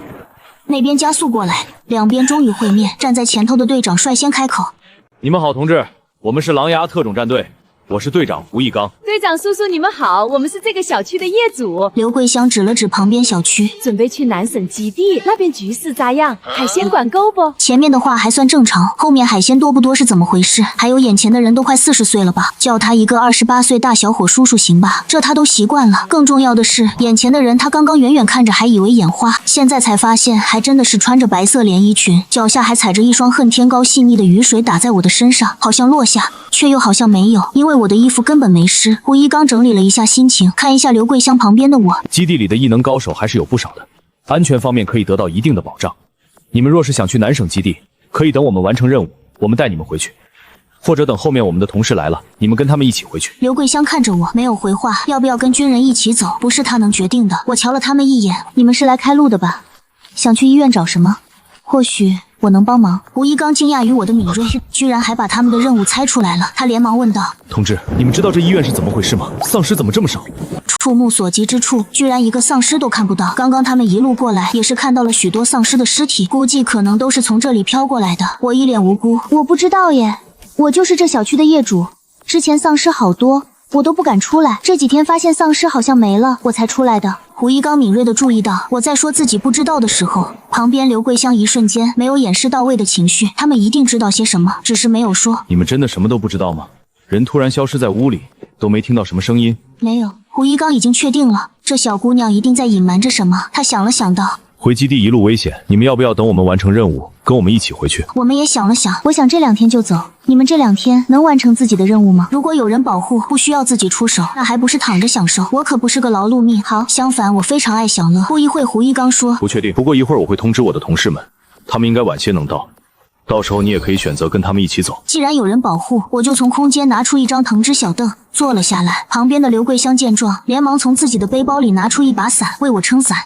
胡一刚身旁站着个脖子挂着望远镜的女生，也就20出头，半点没有军人生人勿近的气场，反倒白净秀气，活像个人畜无害的纯情女大。他忍不住凑上去搭话，菲菲是真的好奇这中年女人的模样，她都感觉好像看到了大清皇宫里的奴才。打扰一下，你们这是主仆穿越团建，还是说母女？我还没说话，刘桂香连忙摆手否认。你可不要乱说，我怎么可能拥有大人这样的女儿？我只是大人的奴才罢了。想了好一会儿，刘桂香没想到什么合适的词。好家伙，我就是这么一想，还真就承认自己是奴才了。还有大人，这是什么称呼？你俩一个大人，一个奴才，难不成真是从大清穿越过来的？胡一刚见他们什么话都不愿意透露，没有继续问。他还没忘记自己此次的任务。你们跟在我们后面，我们现在要进医院。胡一刚回头跟他们说了一声，声音沉稳：全体都有，目标医院，戒备前进，出发。是。所有人回道。一艘艘救生艇飘进了医院，里面空旷无比，只有漂浮在水面的各种汽车、电动车、丧尸尸体以及许多不明物品。救生艇队伍慢悠悠移动，我的船直接开启老年观光模式。刘桂香站在我旁边给我打着伞，不知道的还以为大小姐游湖呢。狼牙特种部队的人全都戒备着，但是走到医院门诊楼后，全员集体瞳孔地震，地上丧尸尸体排排躺，干净得仿佛被5星级保洁阿姨拖过地。离谱他妈给离谱开门，本该是丧尸内卷重灾区，结果活丧尸直接集体离职。胡一刚瞪圆眼睛，神似猫头鹰，哪怕是南省基地倾尽全力也没有那么容易，不是说不能，而是性价比太低了，付出与得到不成正比。像这种危险的地方，一般都是等实力更强大以后才会想进攻的。他们此次过来也是无奈之举。基地有一些科研人才，只是需要很多高精尖设备，普通的医院诊所哪里能有这种设备？唯有3甲医院才有。至于为什么不到外城的医院而来 ，H 市，但是经过分析后发现，外城的医院更危险 ，H 是相对来说比起外城好一点。至于再小一些的城市，不是没有，而是离外城太远了，运输过来还不知道会发生什么事呢。总之综合过后，选择了 H 市这家医院。所有人2组队全面搜索，是他们各自组队后散开去搜索这栋门诊楼。吴一刚和菲菲一队，他转身朝我道：“你们跟着我们，还是？”我们自便，放心，我们有危险会喊你的。我一点不客气。胡一刚深深看了我一眼后，打了个手势，和菲菲一起去搜索了。这栋门诊大楼一共有9层，一层一层搜索下来，他们发现这里真的一只丧尸都没有，甚至连一点物资都没有搜索到。毫无疑问，有人在他们之前已经把这家医院攻克了。那么他们想要的东西不会已经没有了吧？毕竟医院除了药物和医疗器械设备，其他没有什么值得别人过来了，性价比着实是很低。难道除了南省基地，南省还有其他不知名的大型势力？中西药房里的药物都已经没有了。胡一刚想了下此行目的，直接带我们去1级楼。1级楼就在门诊大楼旁边，里面的设备就是他们想要的。这1级楼和门诊大楼一样是空的，设备也被搬空了。这一次他们算是白来一趟。去住院综合楼。住院综合楼也是空的。就在胡一刚以为这家医院都是空院时，来的第4栋行政楼却看到了久违的丧尸。菲菲一边杀着丧尸，一边问队长现在怎么办？行政楼的丧尸相对较少，但再少也算是多的。他们屠丧尸说白了，老铁就图颗金核，把这地方清干净半点，额外好处没有，搞不好还一头撞进什么藏着的未知大坑里，纯属得不偿失。先走。胡一刚等人边杀丧尸边撤退，很快坐到救生艇，迅速离开了医院。离开医院，外面也没有丧尸，暂时安全。胡一刚微微蹙眉，南省应该是有其他大型势力，我们居然一点都不知道。看来对方的实力一定很强大，医疗器械这些东西对普通人根本没有用。刘桂香听着这话，有些许心虚，又觉得与有荣焉。哪里有什么大势力，有的只有大人。那些药物和设备早被大人收到空间里去了。狼牙部队的人要是早一天来，估计就能跟大人撞个正着了。我也是很坏心，眼见着狼牙部队的人在那里，好一顿阴谋猜测，仍不吱声。计划有变，我们先回基地。是。胡一刚做了决定，其他人自然没有意见。折腾了这么一上午，已经快12点了。既然这里没有危险，众人干脆找了一个遮雨的地，准备吃了午饭再出发。现在雨已经小了不少，最迟明天应该就会停。雨对于人类来说也算是一个好消息。胡一刚的小队里是有空间异能者的。只见那人长得有些黝黑，笑起来时露出一口大白牙，五官普通，看起来憨厚老实。他从空间里拿出准备好的午饭，所谓午饭就是菜包饭，生菜包着饭团，里面放一些鱼肉还是虾肉的，倒是还算丰盛。他们本来是每人2个饭团的，现在多了我和刘桂香，自然要分出去一些。胡一刚饿着肚子，面色坚毅，把我的分给他们吧。饭团有女人拳头这么大，小胃口要是小一些的女生绝对够吃。不用了，胡队长，我们有吃的。下一秒，胡一刚见我手一挥，一大堆东西出现在救生艇上，他眼睛一亮，空间系异能者，这绝对是非常稀有的异能。虽然目前只能储存东西，但就已经很牛了。特别是他们这种军队，时常需要做任务，如果能有一个空间系异能者，真的特别方便。刘桂香将小锅搭在一个铁架子上，随即把瓶装水倒入锅里，盖上盖子。正当胡一刚一脸懵的时候，一团火凭空出现在锅底燃烧。他看着我，眼睛更亮了。火系异能者，双系异能者，基地里能有双系的异能者，无疑不是基地里的高手。虽说升级也需要 double 的晶核，但你多了一种异能，就多了一张底牌。战斗的时候，无论是对人还是对丧尸，都多了一种可能，一种更能活下来的可能。其他人饭团也不吃了，见着这一幕，皆是有些惊讶的看着我。菲菲当即邀请道：“小姐姐，你要不要来我们基地的军队？美女从优。”菲菲，注意你的言辞啊！好的。同志，你要不要来我们基地的部队？待遇从优，还给分配男朋友。菲菲从善如流，这边改了，那边又夹杂私货了是吧？不过胡一刚没再说什么。菲菲年纪小，性子跳脱，这很正常。加入就不必了。不过我听说你们基地那边离港口很近，对吧？我对那里的海鲜很感兴趣。正说着话呢，一股异香从空中飘起，吸引了在场所有人的目光。只见刘桂香将泡面放到了已经煮开水的锅里，接着放进了调料，又放些鸡蛋和火腿肠，咕噜咕噜的水声让他们的肚子也咕噜了起来。我也没空关心那还没有饮的海鲜，立马将目光放到了锅中。煮了一会儿，刘桂香使着筷子将泡面盛到了碗里，那些鸡蛋和肠全放到了给我的那个碗里。你自己也加个蛋和肠吧。本来我准备的蛋和肠是2人份的，可现在这么香，我舍不得把碗里的给别人了。自己接过大碗，深呼吸了一口气，真香！这现代的调料包是真的香。我使着筷子夹了一口泡面，喝进了嘴巴里，顿时鲜香辣的味道在口腔中爆开。刘桂香不愧是厨师，泡面煮得刚刚好，一点也不软，吃起来很是劲道。我暴风吸入泡面，对于自己来这个世界的无语早就没了，怎么不早点来呢？真是的。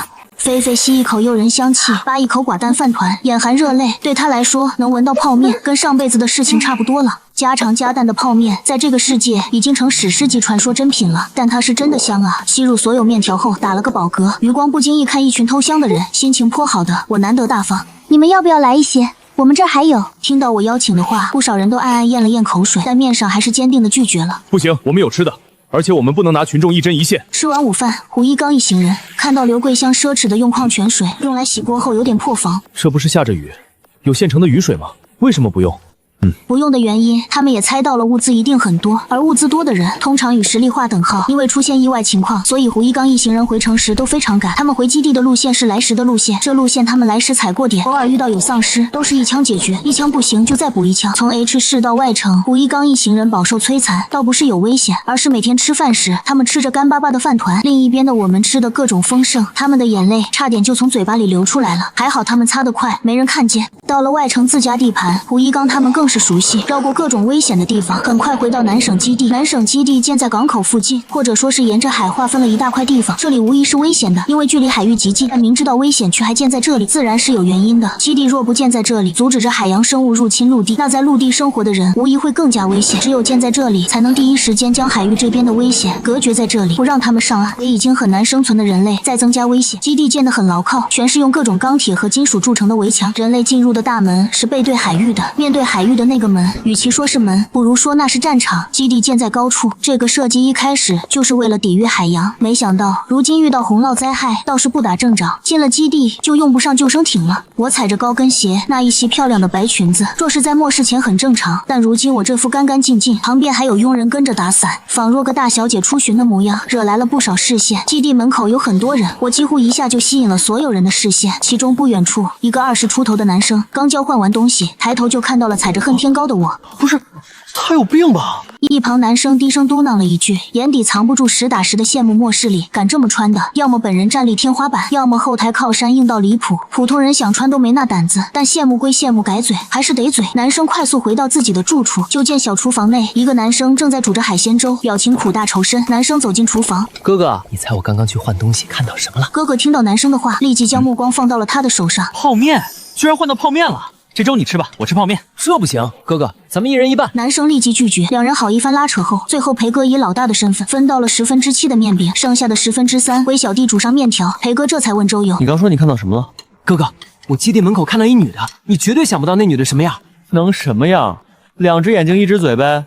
怎么，他比别人多长1只眼睛，成二郎神了？裴哥目光都在锅里的面条上，漫不经心地回答着。你能不能好好猜？不等裴哥再猜，周游自己就忍不住先说了：“那女的穿着一件漂亮的白色连衣裙，脚踩一双恨天高，身边还有一个大妈给他撑伞，整个人干干净净，像是大小姐出巡一样。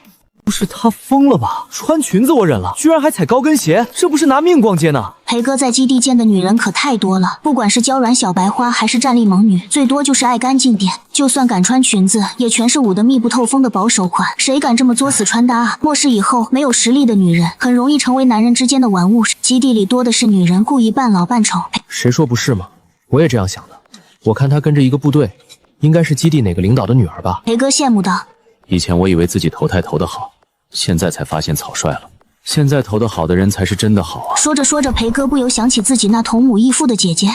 她性格社恐，身子还那么娇小，估计活不了了。哦，就算能活下去，也只怕被那些坏人惦记着。我在办理身份的大厅里登记了出入通行证，这东西也简单，给了一个电子手表，进来的时候刷一下。基地里的水电网络是通了的，不过想用需要缴纳一定的金额。登记好身份以后，胡一刚和菲菲又带着我和刘桂香到旁边登记处登记。这个登记是登记异能，看你的实力，给你分配相应的房子。胡一刚解释了一通以后，跟登记的工作人员说：苏妍希，空间和火系双系异能者。你还有其他异能吗？我摇头。胡一刚虽然觉得我应该在骗人，但没有证据。那就登记这2个吧。工作人员很是激动，双眼不灵不灵地看着我。苏小姐，请你展示一下你的异能。我随意把工作人员面前的笔筒给收了进去，再放了出来。随即掌心又出现一团火焰，工作人员十分激动。真的是双系异能者，这下咱们基地又能多出一个高手了。正在这里办事的其他人见到这一幕都很是惊险，有的默默放下了内心阴暗的心思，有的想着看能不能抱上大佬大腿，心思各异。我对于这些目光全都无视，羡慕嫉妒恨，甚至恨得用目光就杀我的人就多了去，这才哪到哪。至于刘桂香，没有异能，会一些厨艺，能收拾卫生，再就没有其他手艺了。如果她是跟着我的，自然可以跟我住一个地方。工作人员问了我的要求后，给我发钥匙。吴一刚看了眼地址道：走吧，我们送你们过去，等下我们也要回去复命了。谢谢。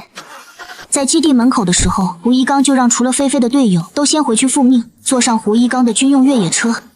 一路上，菲菲非常详细的给我介绍着基地的情况，比如基地内设了好几个物品交易处，算是简单的集市。虽说设立了好几个，不过最多人去的还是基地门口处的。物品交易很简单，本是以物换物，流通货币是金和金子也有用，不过不怎么值钱，很多金子甚至只能换一点点的物资。不过相对于其他珠宝钱来说，金子算保值了。基地官方在集市也设有官方换物资的地方，不过官方只回收金盒，对于一个金盒可以换多少物资，在换物资的地方那里都有写。是我一直想吃的海鲜，在这里是最不值钱的，毕竟他们隔3差5就跟海洋生物大战，这些海产品实在是吃不完，甚至是吃到吐。可惜基地内的飞行异能者不多，跟其他地方去以物换物的话，飞行人力时间成本太高，导致除了海产品外的物资价格疯狂上涨。除去集市，还有任务大厅。任务大厅顾名思就是揭发任务的，所有人根据自己的异能等级可以接相应的任务来赚取金额或者物资，所有人也都可以根据自己的财力等级发相应的任务。这里是基地最繁华的地方，每天都有人在任务大厅里来去匆匆。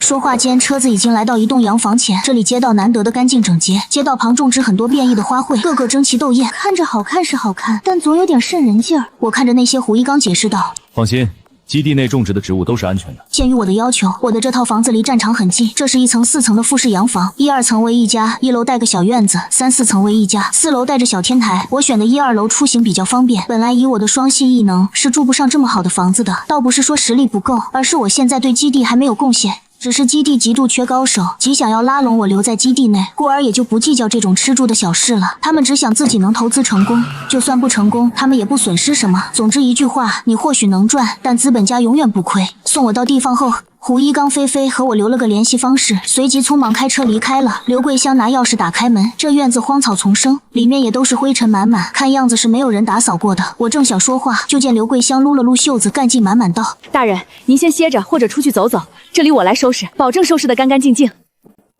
那我出去逛逛。我没有拒绝，虽然我一句话就能让房子变得干净，但我现在作为资本家，确实不能对打工人太好，不然他们就会想要的更多，会飘。我要学会 CPU 他们，让他们知道给他们活干，我就已经是一个大大善良的老板了。把需要用到的东西给刘桂香留下。我看了手上的电子表，现在才早上10点10分，倒是还早，我可以去集市那边换一些海鲜回来，等明天就去战场那里捕捉鲜活的。现杀现吃，味道一定棒。从我住的这地方去基地门口那边实在有点远，若是走路，约莫要走1个小时。好在基地内每个地方都设立了叫车服务。我操作了一下电子表以后，点击了叫车服务，在门口等了一会儿，一辆电动3轮出现在眼前。看到我那年轻小伙瞪大了眼睛，说话都结巴了。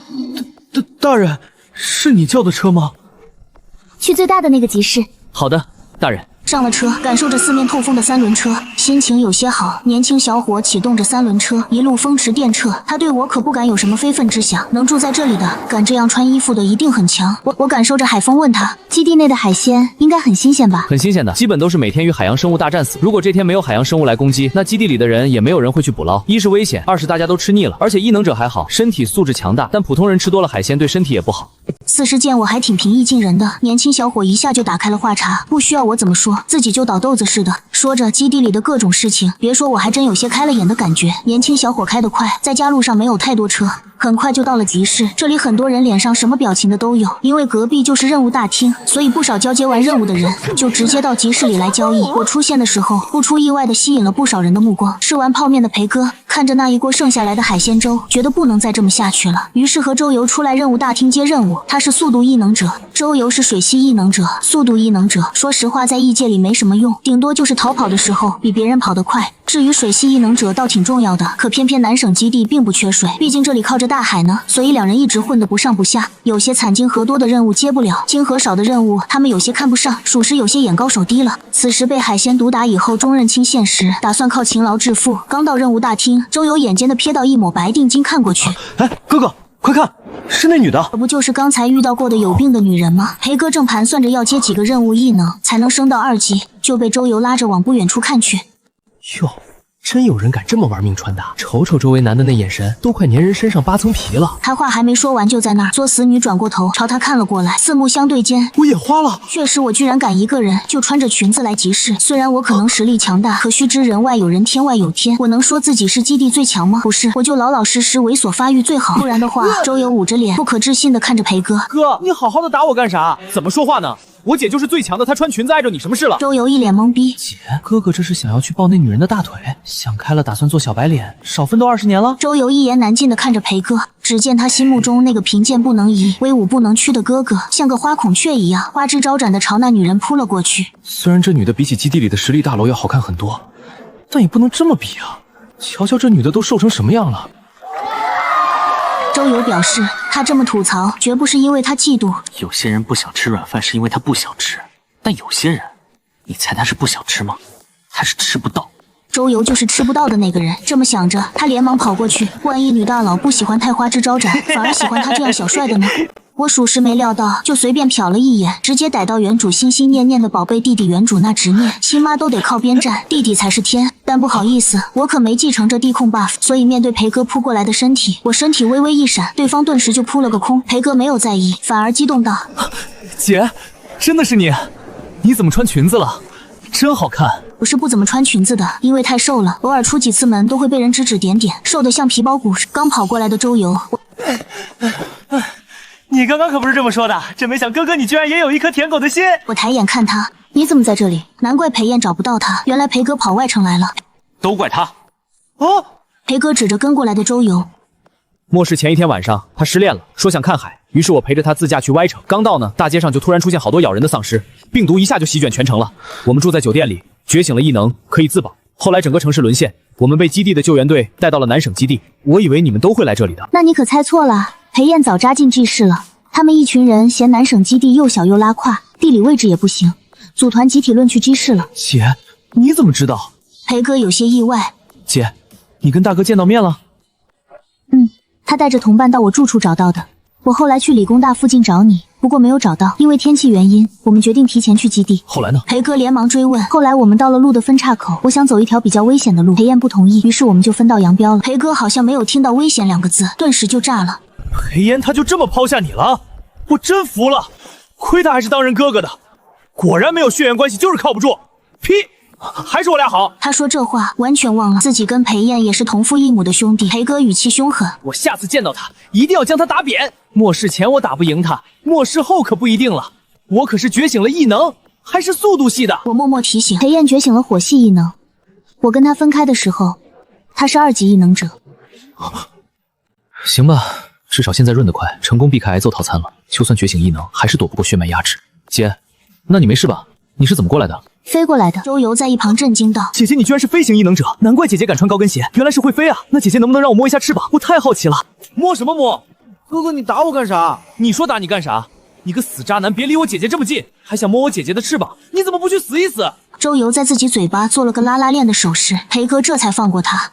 姐，你来这里干嘛？是想换物资吗？我这里还有点晶核，你拿去吧。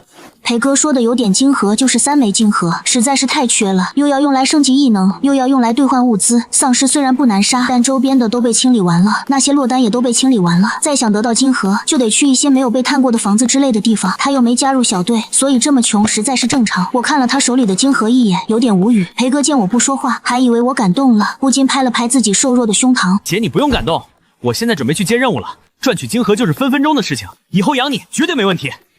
我没感动，你们没感动就好。裴哥有些尴尬，连忙要找回自己的面子和解。你现在住哪里？我跟周游分到了一套2居室，你过来我那儿住吧，我的房间让给你，我跟周游住一间。我想了想回答，我分到了一个复式洋房。复式洋房？周游在旁边听着，还是忍不住插嘴。我知道飞行异能者吃香，但我没想到这么吃香。或许别的地方飞行异能者不吃香，但在南省基地是绝对吃香的。原因就是因为南省很多城市全部被水浸，本来资源就少，因为这个更是稀缺。海鲜倒是都不愁吃，可谁家好人能天天吃海鲜？于是这时候就需要很多的飞行异能者带着海货到其他地方去置换物资。因为飞行异能是特殊系异能者，觉醒的人本就不多，恰好在南省基地的就更少了。于是觉醒为飞行系的那些异能者，那真的就是飞着赚钱。只要不遇到居心叵测的人类攻击，飞行异能者这职业真的是没太大的危险，又可以飞又可以赚钱，太羡慕了。黑哥听到这话，心里有点失落，又有点为姐姐高兴。他还以为末世了，他终于可以成为姐姐的依靠，没想到姐姐比他还厉害。末世前，姐姐就照顾他，从小到大，家里把他的零用钱管得很严，只有姐姐会分出自己的零用钱和零食给他。长大，姐姐成了主播，赚钱以后，更是把他想要的都买给了他。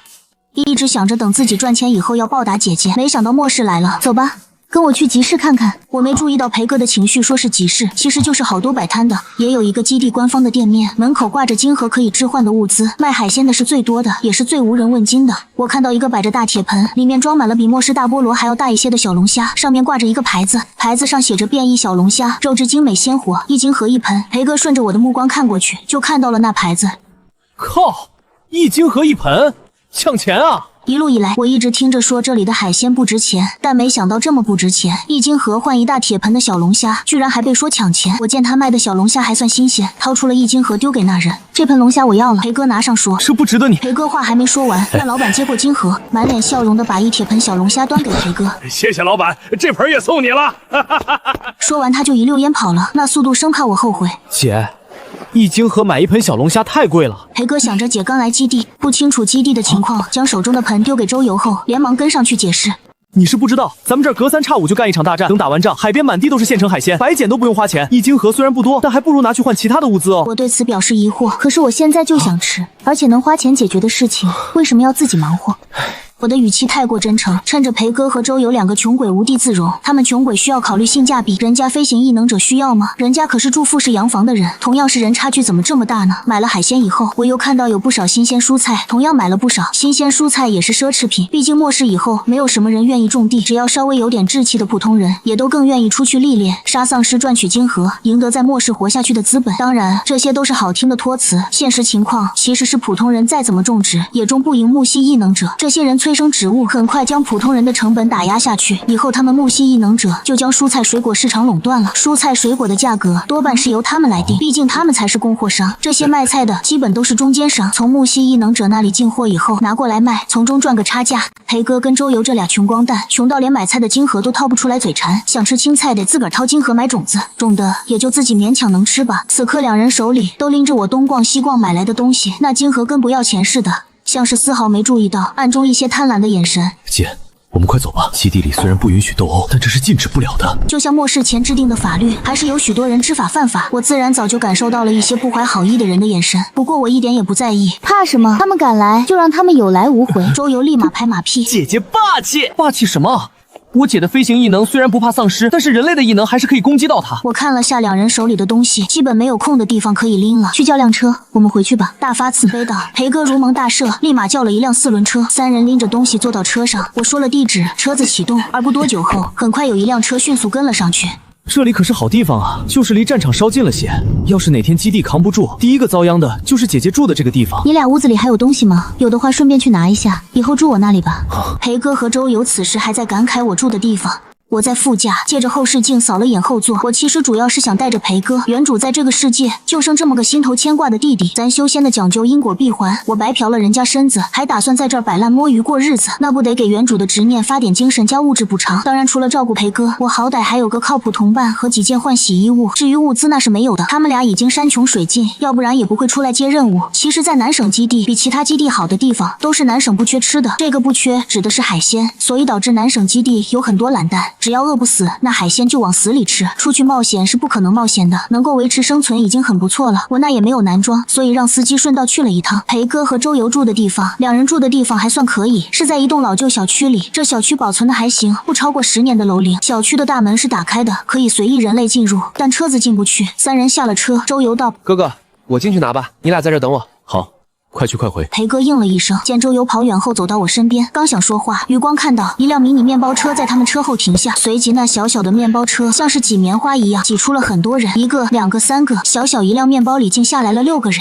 这6人4男2女，其中有2个看起来年纪稍大，蓄着胡子，约莫近50岁，另外4人也都是20-30岁的样子。他们看着我和裴哥，眼里的贪婪几乎要凝成实质。一个身高不足1.7米，身体非常健硕，脸上有一道明显的疤，倒3角眼让他看起来凶相毕露。6人里似乎他的实力最高，隐隐有以他为首的意思。只见他往前站了一步，阴邪的目光看着我，上下打量了一番，道：“小妞，我劝你把身上的晶核乖乖交出来，然后好好陪小爷我玩玩，否则一会儿不要怪我不给你留情。”傻叉！我看了他们一眼，从脑海里搜索到一个词。裴哥震惊地看着自家姐姐，姐姐什么时候变得这么勇了？当他知道末世以后，好多人性格都有很大的变化，但是姐姐从一个社恐变成社交恐怖分子，变化也太大了。他小声提醒：“姐，一会儿我先上拖住他们，你先走，放心。”我有速度异能，跑得很快。我看了裴哥一眼，眼里是对他浓浓的关爱。我总算知道原主为什么放不下这个弟弟了，总觉得有些蠢蠢的，眼色也没到。看我这么淡定，就应该知道我肯定是有把握，而不是在装逼啊。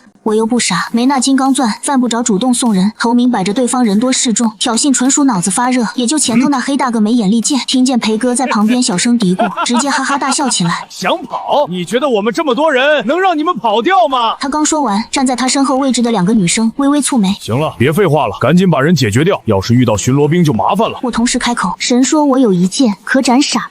3人的话同时落下，对方6人就见一柄长形银剑闪着耀眼的光芒，像是天外来剑一般落到我手中。空间异能者，姐，你是空间异能者，那你刚刚买的东西为什么还要让我拿？很重的好不好？裴哥见到这一幕咬唇，你也没问。那2人旁若无人的说话，让对面6人觉得自己好像被无视了。那人立即道：“敬酒不吃吃罚酒，我们上！”话落，所有人都施展异能，唯有打头那傻叉没动。但很快我就知道他是什么异能了，精神异能者。我笑了笑，班门弄斧，你异能不好，竟然玩精神攻击。对我来说，男人的精神攻击就像是一滴水滴落大海的区别，甚至都不需要自己动念头，那精神攻击就消失无踪了。只不过反击还是需要的。我抬剑挡住精神攻击后，紧随而来的异能，随即意念微微一动，就在眼前站着的男人眼睛突然睁大，随即嘴角处溢出一抹鲜血，紧接着那震惊恐慌的眼神逐渐变得痴呆。姐姐啊，爸爸。是精神攻击！站在男人最近的2个女人第一时间发现了男人的异样，她们对视了一眼。姐姐，我们走。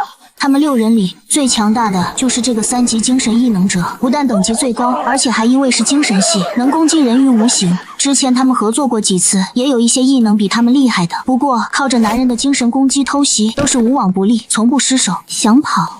那得问问我的剑。我将剑甩了出去，剑刃闪烁着寒芒，在空气中轻轻划过，留下一道银色的轨迹，同时留下的还几道鲜红的血痕。一个震惊地看着眼前的一幕，一柄细而长的剑，好像是一阵风似的，从那几人脖子边轻轻抚摸，随即血管爆裂，6道血迹迸发在空气中，可那剑身却是一滴血都没沾上。眨眼间，有人睁大着眼睛，像是没想到自己居然连一点抵挡的机会都没有，就这样没了。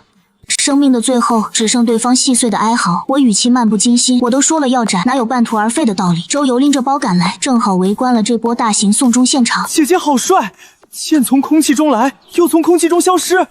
东西拿到了，那回去吧。裴哥和周游两人愣愣的上了车，直到车开出去好几十米才回过神来。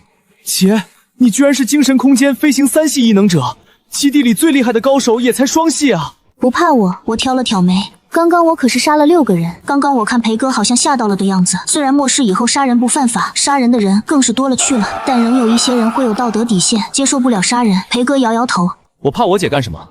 如果不是姐有能力，今天死的就是我们。那些人一看就不是什么好人，动作熟练，被他们祸害过的人还不知道多少，也算是为末世做贡献。这倒是让我稍感意外。我今天当着裴哥的面杀人，其实也是试探下他。至于试探的结果吗？还可以。我不是什么好人，但我极其护短，只要被我纳入自己人，那不管自己人对错，在外人面前都只会帮着自己人。至于教训什么的，真要教训，我会自己教训，还轮不到外人来指手画脚。裴哥说完又立即道：姐，你真的是3系异能者吗？难道你是4系？我应该是全系异能者。全系，意思是所有异能你都会？裴哥和周游睁大了眼睛，两个人像受惊的哈士奇一般瞪着眼睛呆了好久，直到车子到了洋房前，战战兢兢一路的司机才敢开口，他就是个普通人。刚刚他听到这么多内幕，不会被灭口吧？到了，